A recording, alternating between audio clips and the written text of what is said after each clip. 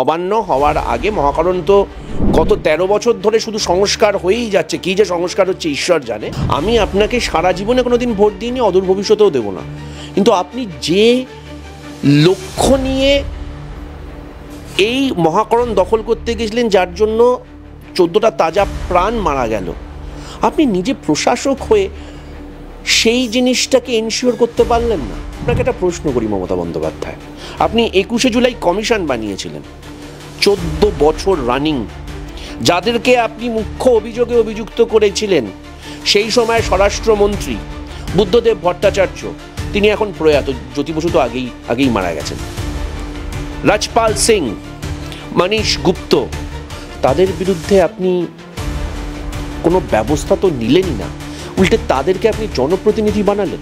বিভিন্ন জায়গায় আমরা অবাক হয়ে যাই যে অদূর ভবিষ্যতে হেমন্ত মুখোপাধ্যায়, উত্তম কুমার, কিশোর কুমার, বাপি লাহিড়ী বা রবীন্দ্রনাথ ঠাকুর ভোট দিতে আসবেন কিনা। নো এপিক নো ভোট, মানে ভুয়ো ভোটার ধরবার জন্যে সচিত্র ভোটার পরিচয়পত্র ছাড়া ভোট দেওয়া যাবে না। জনজীবন বিপর্যস্ত করে কোনো রকম রাজনৈতিক কর্মসূচি হওয়া উচিত নয়। মমতা বন্দ্যোপাধ্যায়ের শাসনকালে ভুয়ো ভোটার হওয়াটা জলভাত হয়ে গেছে। পঞ্চায়েত নির্বাচনে আমরা দেখেছি আপনার জনপ্রতিনিধি, নির্বাচিত জনপ্রতিনিধি স্লিপ চিবিয়ে খেয়ে নিচ্ছে।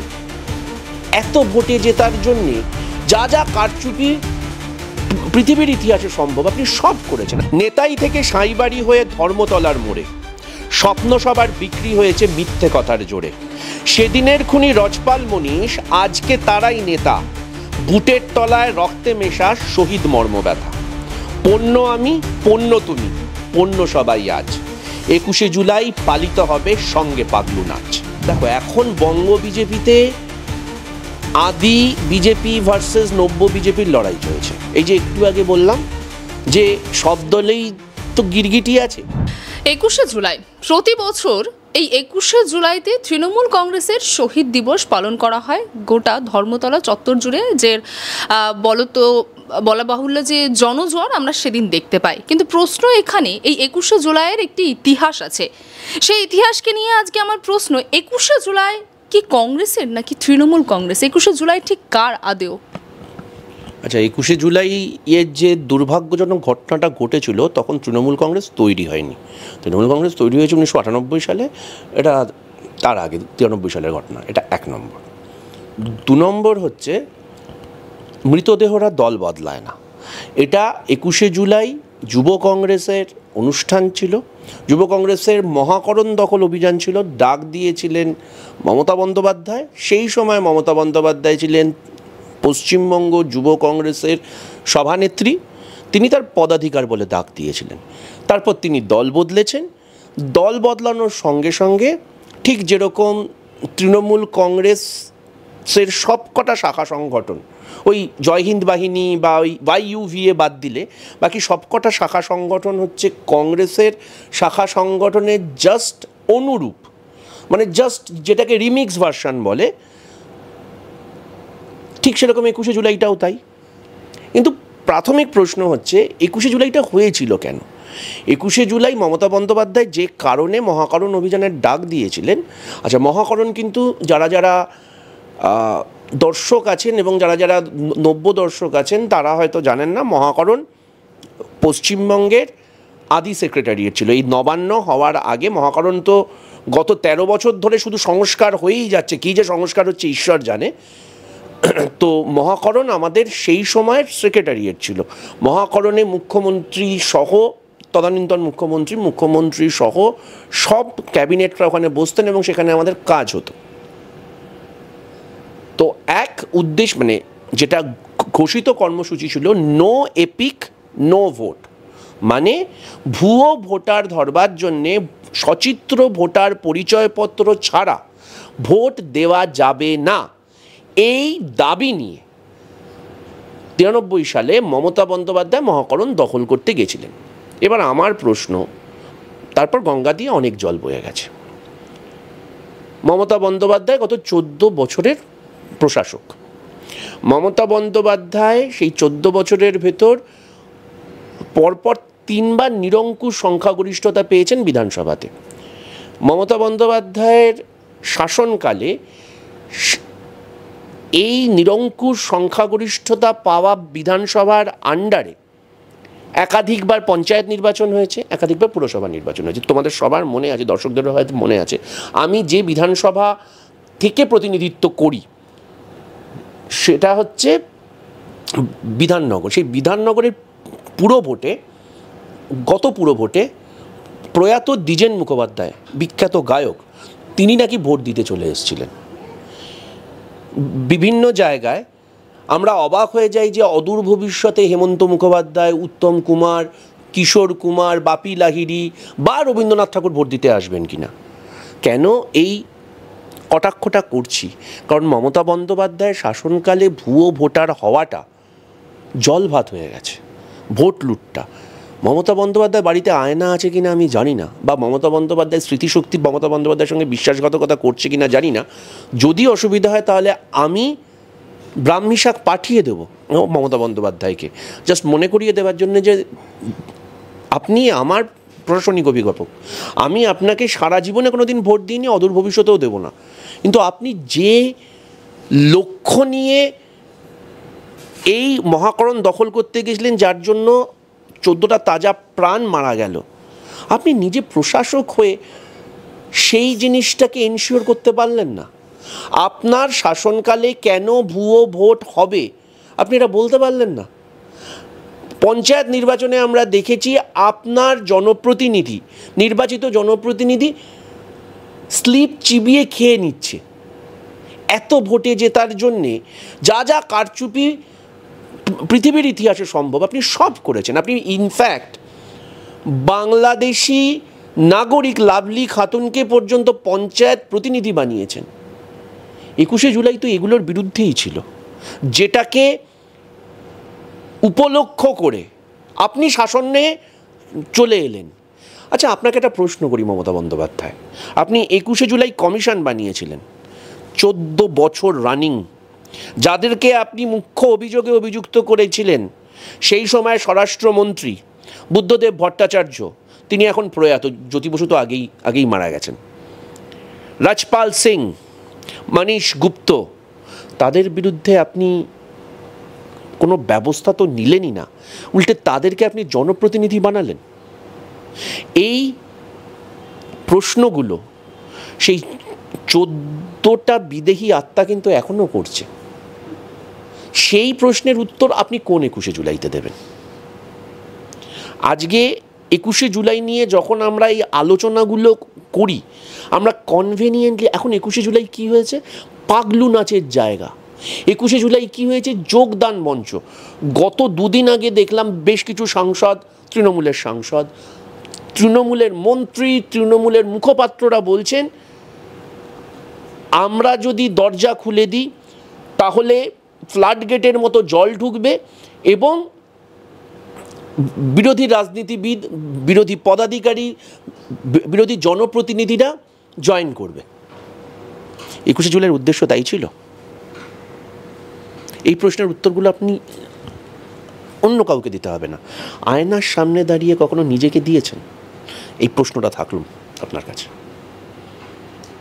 আচ্ছা, এই যে 21শে জুলাই, ইতিমধ্যে আমরা জানি যে এত বছর ধরে যখন 21শে জুলাই হচ্ছে সেই ক্ষেত্রে কিন্তু কোনো রকম কোনো বাধা নিষেধ আমরা দেখিনি, কিন্তু একটা অভিযোগ 21শে জুলাইয়ের দিন বহু নাগরিকের থাকে যে যানজটের সমস্যা, যেহেতু একদম অফিস টাইমিংয়ের মধ্যে পড়ে, বেলা 12টার দিকে যেখানে সর্বত্র মমতা বন্দ্যোপাধ্যায় পোস্টারে থাকে যে ধর্মতলা চলো, এবং 11টা, 10টা, 11টা, 12টা একটা office time, peak office time আমরা জানি। এবার প্রথমবার দেখা যায় যে কলকাতা হাইকোর্টের তরফ থেকে নিজেরা বিচারপতি তিনি নিজেই বিরক্তি প্রকাশ করেছেন, এবং যে রায় বা নির্দেশ দেওয়া হয়েছে প্রথমে তো এটিকে অন্যত্র সরিয়ে নিয়ে যাওয়ার বলা হয়েছিল, সেক্ষেত্রে এবছর সম্ভব না, পরের বছর থেকে সেটা করতে বলা হয়েছে, এবং এবছর 9টা থেকে 11টা কোনোরকম কোনো র্যালি, কোনোরকম কোনো মিছিল যেন না আসে, সর্বত্রভাবে সেটা নির্দেশ দেওয়া হয়েছে। এটা কি সম্ভব ধর্মতলায় দাঁড়িয়ে, যেখানে 21শে জুলাই প্রতি বছর আমরা যে জনজোয়ার দেখতে পাই, সেখানে দাঁড়িয়ে এই 9টা থেকে 11টা এই বিধিটা মেনে চলা? আচ্ছা, প্রথম কথা হচ্ছে যে আমি যতটুকু হাইকোর্টের রায়টা পড়েছি ওখানে বলা হয়েছে যে র্যালি বা কোনো রকম মিছিল করা যাবে না, এটা তো বলাই হয়েছে। 9টা থেকে 11টা মধ্য কলকাতা সহ কলকাতার বিস্তীর্ণ অঞ্চলকে সচল রাখবার কথা বলা হয়েছে, কোট আনকোট সচল, সেই সচলটা যেভাবে খুশি করো। এবার তোমরা জানো 21শে জুলাইয়ের মঞ্চটা কোথায় বাঁধা হয়, এবং সেখানে এবং 21শে জুলাই যেহেতু সামনের বছর বিধানসভা নির্বাচন, তো বিধানসভা নির্বাচন যদি এপ্রিল মে মাসে হয়, তাহলে এপ্রিল মে মাসের আগে এটা শেষ 21শে জুলাই, এবং শাসক দল তার শক্তি প্রদর্শন করবে। এবার প্রশ্নটা হচ্ছে, দুটো তো সাইমালটেনিয়াসলি সম্ভব হতে পারে না। আমি ওই চত্বরটা, এবং তোমরা জানো ধর্মতলা চত্বরে যে জায়গাতে এই মিছিলটা হয়, মানে সিএসসির ভিক্টোরিয়া হাউস থেকে শুরু করে ওই তৎসংলগ্ন যে জায়গাটা, সেই জায়গাটা যদি আমি বন্ধ করে দিই, সে বন্ধটা লোকের জন্যই হবে। সেখানে 294 জন বিধায়কের ভেতর 230 জন দল বদলের পর 230 জনের কাছাকাছি হচ্ছে তৃণমূলের বিধায়ক। সব জায়গায় 129টা পুরসভার সবকটা পুরসভাতে তৃণমূলের নিরঙ্কুশ সংখ্যাগরিষ্ঠতা, এক্সেপ্ট তাহেরপুর আর ঝালদাতে আমরা জেতবার পর সেটা দখল করেছে। পঞ্চায়েতের ক্ষেত্রেও তাই। এদের ভেতর যারা যারা সামনের বছর বিধানসভায় টিকিট পেতে চাইছেন, তারা নিজের নম্বর বাড়াতে চাইবেন, তারা লোক নিয়ে আসবেন।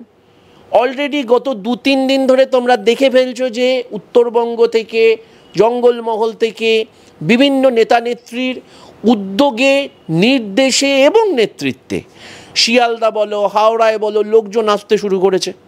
তারা সেই ছবিগুলো ফেসবুকে দিচ্ছেন। তারা থাকছেন কোথায়? সরকারি যে স্টেডিয়ামগুলো আছে, তার ভেতর ক্ষুদিরাম অনুশীলন কেন্দ্র আছে, নেতাজি ইন্ডোর আছে, গীতাঞ্জলি স্টেডিয়াম আছে, তারপরে আলিপুরের যে ওই ধনধান্য আছে, ইত্যাদি সব জায়গাতে। এবার আমার যেটা খুব স্ট্রেট ফরওয়ার্ড প্রশ্ন, এটা একটা দলীয় কর্মসূচি, কালকে আমরা যখন সরকারে আসব আমরাও করব, কিন্তু আমরা যেটা করব না সেটা হচ্ছে এই যে সরকারি ইনফ্রাস্ট্রাকচারগুলো আছে সেগুলোকে দলীয় কাজে ব্যবহার করব না। সরকারি ইনফ্রাস্ট্রাকচারগুলো কিন্তু তোমার ট্যাক্সের পয়সায়, আমার ট্যাক্সের পয়সায়, ইভিন যারা তৃণমূলকে ভোট দেয় না তাদেরও ট্যাক্সের পয়সায় চলে। সেখানে যে রাত জেগে যে মানুষজন থাকছে, আমি ধরে নিলাম যে তাদের খাওয়া দাওয়ার যে ব্যবস্থা সেটা তৃণমূল দলীয়ভাবে ব্যবস্থা করছে। থাকার জন্য যে ব্যবস্থাটা, ইলেকট্রিসিটির যে খরচটা, ফ্যানের যে খরচটা, বাথরুমের যে বা মেনটেনেন্সের যে খরচটা, সেটা তো আমার তোমার ট্যাক্সের পয়সা, সেটা তো পিডাব্লিউডির খরচ। সেই পিডাব্লিউডি বা কেএমডি এর খরচ, সেই কেএমডিএ বা পিডাব্লিউডির খরচ সেটা তো আমার তোমার ট্যাক্সের পয়সায়। কেএমডি এর তো কোনো ফিক্সড ডিপোজিট নেই। তাহলে সেই প্রশ্নটা কে করবে? হাইকোর্ট কেন সেই প্রশ্ন তুললো না আমি জানি না। 2, আমার হাইকোর্টের কাছে একটা ব্রডার কোয়েশ্চেন আছে। আপনারা যেটা বলেছেন সেটা নিঃসন্দেহে সত্যি, নিশ্চয়ই জনজীবন বিপর্যস্ত করে কোনো রকম রাজনৈতিক কর্মসূচি হওয়া উচিত নয় সেই মুহূর্তে, এবং ধর্মতলা হচ্ছে হার্ট অফ দ্য সিটি হতে পারে, এবং তার থেকে অদূরে রয়েছে যে ক্যালকাটা মেডিকেল কলেজ। হতেই পারে কালকে কোনো মরণাপন্ন রুগী, একাধিকবার আমরা দেখেছি, এই যানজটের জন্যে তার প্রাণ গেল, তার দায়টা কে নেবে? কিন্তু প্রশ্নটা হচ্ছে 21শে জুলাইয়ের জায়গাতে যখন ব্রিগেড হবে বা ব্রিগেডের জায়গায় যদি অন্য কিছু হয়, এই ঘটনা প্রবাহ তো চলবে। মানে গণতন্ত্রে যেই শাসনে থাকবে বা যে বিরোধী থাকবে তার তো আসল উদ্দেশ্য হচ্ছে মাসেল ফ্লেক্সিং করা। লক্ষ কণ্ঠে গীতাপাঠ মনে আছে? গত বছর একটা বিশাল বড় লোকসভার আগে কর্মসূচি হয়েছিল, সেটা করবার জন্য সেটা করা হয়েছিল ব্রিগেডে। প্রথমে বলা হয়েছিল সেটা একমাত্র একটা ধর্মীয় সংস্থার দ্বারা করা হচ্ছে। কি দেখলাম বলো তো আমরা? সেখানে বকলমে বিজেপি তার সব মাসেল লাগিয়ে যেখানে যেখানে তাদের সংগঠন আছে, জঙ্গলমহল হোক, উত্তরবঙ্গ, সেখান থেকে লোক নিয়ে এলো, এনে ভিড় দেখালো। বামফ্রন্ট যখন তাদের বার্ষিক ব্রিগেড করে সেম জিনিসটা করে, এবং বিভিন্ন সংবাদ মাধ্যম যেটা সাফল্যের মাপকাঠি হিসেবে বলে সেটা হচ্ছে ভিড় মিটার। দেখবি যে কোনো সংবাদ মাধ্যম ওপর থেকে একটা ড্রোন শট নেয়, ব্রিগেডের মাঠ ভর্তি হয়েছে কি হয়নি। আমি এই প্রশ্নটা আপনাদেরকে করছি, এইটা এবং আজ নয়, এটা মানে গত কয়েক দশক ধরে বাংলার রাজনীতির এটা সাফল্যের প্যারামিটার। আপনি ভিড়ের প্রতিযোগিতাটাকে আপনি প্রশ্রয় দেবেন, তার পাশাপাশি আশা করবেন জনজীবন সচল থাকবে। এটা কি হয় নাকি? তো অক্সিমোরন কথাবার্তা। তার পাশাপাশি আরেকটাও খুব ইম্পর্টেন্ট প্রশ্ন, সেটা হচ্ছে এটা মমতা বন্দ্যোপাধ্যায়ের কাছে। মমতা বন্দ্যোপাধ্যায় সেই 14টা মৃতদেহকে বিপণন করে, মার্কেটিং বিপণন করে চেয়ারে বসে গেছেন। সেই 14 জনের ভবিতব্য কি হয়েছে তৃণমূল কংগ্রেস খোঁজ নিয়েছে? তুমি যেখানে দাঁড়িয়ে আমার সাক্ষাৎকার নিচ্ছ তার থেকে ঢিলছোড়া দূরত্বে একজন শহীদের বাড়ি, তার নাম মুরারি চক্রবর্তী। মুরারি চক্রবর্তীর বাড়ির একজন মহিলা সাউথ দমদম থেকে মিউনিসিপ্যালিটিতে নির্বাচনে লড়তে চেয়েছিলেন, দেয়নি তাকে। মুরারি চক্রবর্তীর বোন, তাকে জোড়া পাতা নিয়ে দাঁড়াতে হয়েছে, তারপর তিনি হেরে গেছিলেন। অর্থাৎ যে শহীদ পরিবারকে বিপণন করে মমতা বন্দ্যোপাধ্যায় এবং তার কুশীলবরা, শুধু তাই না, যারা এই 14 জনের বুকে গুলি চালালো, রাজপাল সিং, মনীশ গুপ্ত সহ বিস্তীর্ণ শাসক, তাদেরকে দলে নিয়ে নিল। সেই সময় যারা বামফ্রন্ট করতো এবং সেই 21শে জুলাইয়ের অব্যবহিত পরে 21শে জুলাই কেন জাস্টিফাইড ছিল সেটা নিয়ে বক্তব্য রাখতো, তারা আজকে দল বদলে তৃণমূল হয়ে গেছে। তার ভেতর সদ্য প্রয়াত রেজ্জাক মোল্লা আছেন, তার ভেতর উদয়ন গুহ আছেন, তার ভেতর জিম্বো তাপস চ্যাটার্জি রাজারহাটের সে আছেন, ইভেন যার বিরুদ্ধে আমি প্রতিদ্বন্দ্বিতা করেছি সেই সময় সুভাষ চক্রবর্তীর ডান হাত সুজিত বোস। এবার সমস্যাটা হচ্ছে চেয়ার টেবিল তো বামফ্রন্টের সময় চেয়ার টেবিলগুলো তো খুনগুলো করেনি, খুন করেছিল কিছু মানুষ। তারা কেন জেলের বাইরে? তারা তাদের বিরুদ্ধে মানে সেই 21শে জুলাইয়ের যে তদন্ত কমিশনের রিপোর্ট সেটা পাবলিক ফোরামে আসবার পর কেন তাদের বিরুদ্ধে ব্যবস্থা নেওয়া হলো না? তারা কেন দল বদলে আজকে মন্ত্রী শান্ত্রী হয়ে গেল? সেই প্রশ্নের উত্তরগুলো মমতা বন্দ্যোপাধ্যায় দেবেন না। মানে 21শে জুলাইয়ের এইসব ঘটনার পর আমি একটা ছড়া লিখেছিলাম, তোমাদের মাধ্যমে সবাইকে শোনাই একটু। নেতাই থেকে সাঁইবাড়ি হয়ে ধর্মতলার মোড়ে স্বপ্ন সবার বিক্রি হয়েছে মিথ্যে কথার জোরে। সেদিনের খুনি রজপাল মনীষ, আজকে তারাই নেতা, বুটের তলায় রক্তে মেশা শহীদ মর্মব্যথা। পণ্য আমি, পণ্য তুমি, পণ্য সবাই আজ। 21শে জুলাই পালিত হবে সঙ্গে পাগলু নাচ। তাই আপনার কাছে প্রশ্ন থাকলো মমতা বন্দ্যোপাধ্যায় এবং যারা এই মুহূর্তে তৃণমূল কংগ্রেস করছেন, মৃতদেহরা তো রং বদলায় না, আপনারা রং বদলান, আপনারা গিরগিটি হন, সেটা আপনাদের ব্যাপার, আপনাদের সিদ্ধান্ত। কিন্তু বাড়িতে যদি আয়না থাকে এবং খাঁচায়, বুকের খাঁচায় যদি একটা সৎসাহস থাকে, তাহলে নিজেকে প্রশ্ন করুন কি চেয়েছিলেন আর কি হয়েছেন। কালকে আপনি আবার বাংলা, বাঙালি, হিন্দু, মুসলিম এইসব নিয়ে আপনার রাজনৈতিক সুর বেঁধে দেবেন। আপনার মাইনে করা তথাকথিত রাজনৈতিক বিশ্লেষক, যে রাজনৈতিক বিশ্লেষকরা তৃণমূল কংগ্রেস যখন তার অফিসিয়াল স্পোক্সপারসনদেরকে ব্যান করে দেয়, তারা গিয়ে টিভি চ্যানেলে বকলম তৃণমূল মুখপাত্র হয়ে যায়। তারা জাস্টিফাই করবে হ্যাঁ হ্যাঁ এর থেকে ভালো আর কিছু হয় না। কিন্তু এই ভাবের ঘরে চুরির মাঝখানে সেই 14 জন, তারা কিন্তু আজও বিচার পায়নি। এটা মাথায় রাখবেন দিদি। এই 21শে জুলাই, এবছর 21শে জুলাইয়ের দিন আমরা দেখছি যে বিরোধী রাজনৈতিক দল অর্থাৎ বিজেপি, রাজ্যে বিজেপির তরফ থেকে একাধিক তারা কিন্তু মূলত তাদের কর্মসূচি রেখেছে। আমরা জানি ইতিমধ্যে উত্তরবঙ্গ অভিযান তেমন রয়েছে, তেমনি পাশাপাশি কলকাতাও কিন্তু তাদের একইভাবে অভিযান রয়েছে। কি বলবেন এটা? দেখো, কোন দল কি অভিযান করবে সে ব্যাপারে আমার সত্যি কোনো বক্তব্য নেই, কিন্তু তুমি যে উত্তরকন্যা অভিযানের কথা বলছো, যতটুকু আমি জানি এটা শুভেন্দু অধিকারীর কর্মসূচি। দেখো, এখন বঙ্গ বিজেপিতে আদি বিজেপি ভার্সেস নব্য বিজেপির লড়াই চলছে। এই যে একটু আগে বললাম যে সব দলেই তো গিরগিটি আছে। শুভেন্দু অধিকারী যে লোকটা মমতা বন্দ্যোপাধ্যায়ের হাতে তোলা ফ্র্যাঙ্কেনস্টাইন বা তার আশেপাশে যারা রয়েছে, ধরো মানে তৃণমূলীয় বিজেপি, শঙ্কুদেব পান্ডা বা ধরো কৌস্তব বাগচি বা তৃণমূলীয় বিজেপি না, সে কংগ্রেসি বিজেপি, এই যে যারা দল বদল, তারা এখন শ্রমিক ভট্টাচার্যের সভাপতিত্বে উত্তরণের ফলে তারা খুব স্বাভাবিকভাবেই কোণঠাসা, মাত্র সজল ঘোষ। এবার তাদেরকে তো নিজেদের স্কোর করতে হবে। গত কয়েকদিন আগে নরেন্দ্র মোদী এলেন, তুমি দেখতে পেলে যে নরেন্দ্র মোদী আসবার পর দুর্গাপুরের মঞ্চে শুভেন্দু অধিকারী বাদ দিয়ে আর কিন্তু 90 বিজেপিদের তুমি দেখতে পাচ্ছ না, সব আদি বিজেপিরা রয়েছে। এই উত্তরকন্যা অভিযান, এই কলকাতা কর্মসূচি, সেগুলো তাদের রাজনৈতিক কর্মসূচি। উদ্দেশ্যটা কি? যে যাতে মমতা বন্দ্যোপাধ্যায়কে 2026-এ হারানো যায়, খুব স্বাভাবিক।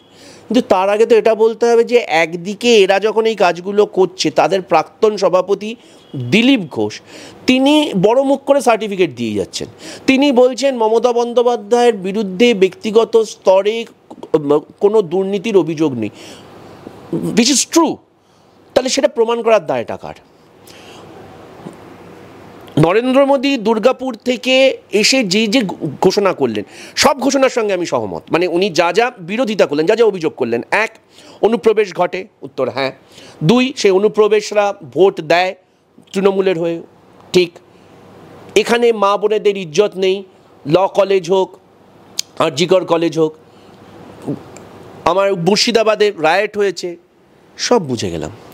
কিন্তু শুধু অভিযোগ জানাবার জন্যে তো নরেন্দ্র মোদীকে প্রধানমন্ত্রী করা হয়নি। সেই অভিযোগটা তো আমার পাড়ার মোড়ের পাঁচুদাও দেয়। Narendra Modi is my prime minister. সে যদি এতটাই দুর্বল হয় যে তার অভিযোগ করা ছাড়া, শুকনো অভিযোগ করা ছাড়া তার কোনো ক্ষমতা নেই, তাহলে দুর্ভাগ্য। উনি এসে দুর্নীতির কথা বললেন, উনি এসে বললেন সারদা নারদা ইত্যাদি। সারদায় লাস্ট যে চার্জশিট পাওয়া গ্রেফতার, চার্জশিটটা হয়েছে, সেটা হচ্ছে আমাদের সময়, ইউপিএর সময় গ্রেফতার হওয়া সুদীপ্ত সেন। তারপরে মাঝে মধ্যে সুদীপ ব্যানার্জি বলো বা তাপস পালের ভুবনেশ্বর যাত্রা ছাড়া আমরা কিছু দেখিনি। তাদের ভেতর নারদাতে ঘুষ নেওয়া লোকজন যাদের ভিডিও বিজেপি প্রকাশ করেছিল, তারা এখন বিজেপির পোস্টার বয়। মানুষ কেন বিশ্বাস করবে বলো তো? সেখানে শ্রমিক ভট্টাচার্য দাঁড়িয়ে কাব্য করুন, শ্রমিক ভট্টাচার্য দাঁড়িয়ে ভালো ভালো বাংলা বলুন, তাতে চিড়েটা কেন ভিজবে? শিল্পায়নের প্রশ্নে বা উন্নয়নের প্রশ্নে বা দুর্নীতির প্রশ্নে বা অনুপ্রবেশের প্রশ্নে আজকে বিহারে যদি এসআইআর করতে গিয়ে দেখা যায় যে নেপাল থেকে নাগরিকরা এসে বিহারে ভোটার হয়েছে, নেপালের থেকে তো বিহারে ঢুকতে গেলে বাংলা হয়ে ঢুকতে হয় না, রক্সোল আছে, গোরখপুর আছে উত্তরপ্রদেশের, সেখানে তো দীর্ঘদিন ধরে বিজেপির শাসন, সেখানে আটকাতে পারছে না কেন? তো এই প্রশ্নের উত্তরগুলো না দিয়ে শুধু উত্তরকন্যা অভিযান, গরম গরম কথাবার্তা বললে হবে?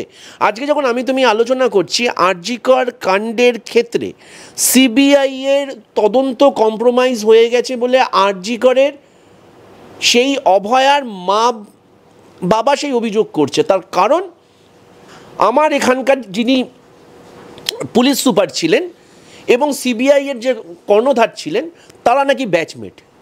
ভয়ঙ্কর অভিযোগ। সেই অভিযোগটাকে খণ্ডাবার জন্যে আজ অবধি আমরা কোনো স্টেটমেন্ট দেখতে গেলাম? এটা ভুললে চলবে না, সিবিআই কিন্তু নরেন্দ্র মোদীকে রিপোর্ট করে।